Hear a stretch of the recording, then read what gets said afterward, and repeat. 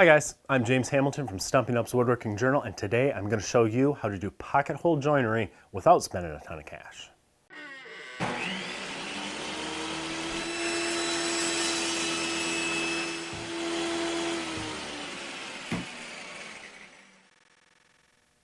We may as well admit it.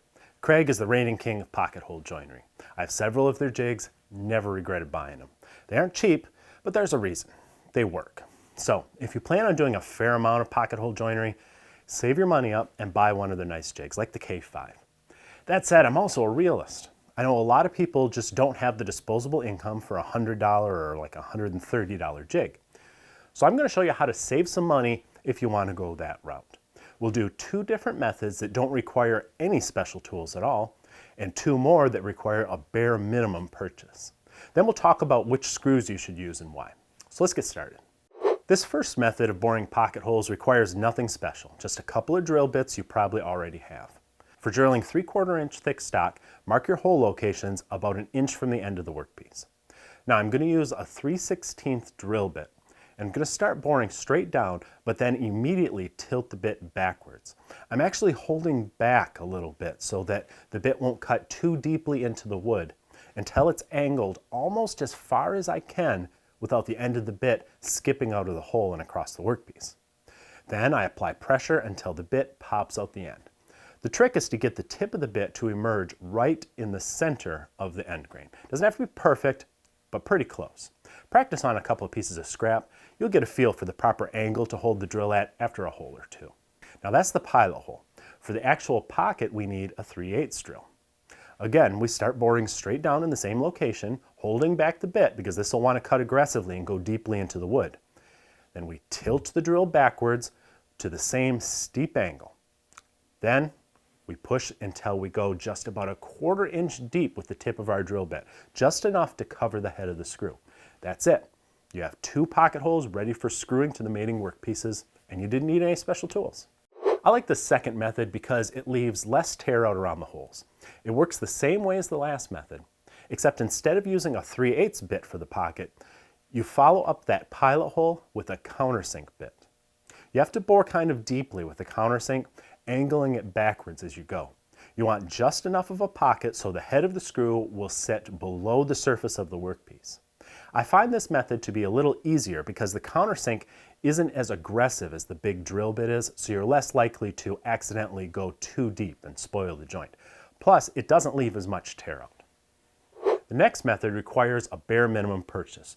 You will need to buy one of the special Kreg pocket hole bits, but these bits are worth the price because of that special tip which enables you to bore the small pilot hole and the larger pocket hole at the same time. To use this bit without a jig, I drill a shallow hole straight down into the wood, again about an inch from the end of the workpiece. Then I put the tip of the bit in that hole, and tilting back as far as I can without the bit slipping out, I start boring. Remember to angle the drill back as far as you can and go slow, stopping just as the bit begins to come through the end of the workpiece. On one of these two holes, I went too deep, and when that happens, you can have this problem. The point of my screw came out the face of my workpiece when the joint was assembled. So especially if you're working with soft wood, hold back a little bit as you drill because it can be pretty aggressive. This final method involves an actual jig, but it's the cheapest one they make. The Kreg Mini-Jig kit is only 20 bucks, and you get a special drill bit and a proper jig. It only drills one hole at a time, but it's way better than the freehand method in my opinion. Not only does the jig keep your bit at the proper angle as you bore, but the depth stop will prevent you from going too deeply. And the body of the jig holds down the wood fibers, which results in far less tear out compared to the freehand method. Kreg is not a sponsor of this video. They didn't give me this jig for free. It's just a simple fact that even their inexpensive jigs work.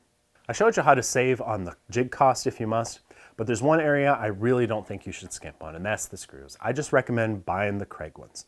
The reason is the Kreg screws have a coarse thread for better gripping and a pan head, which means that it's flat on the underside.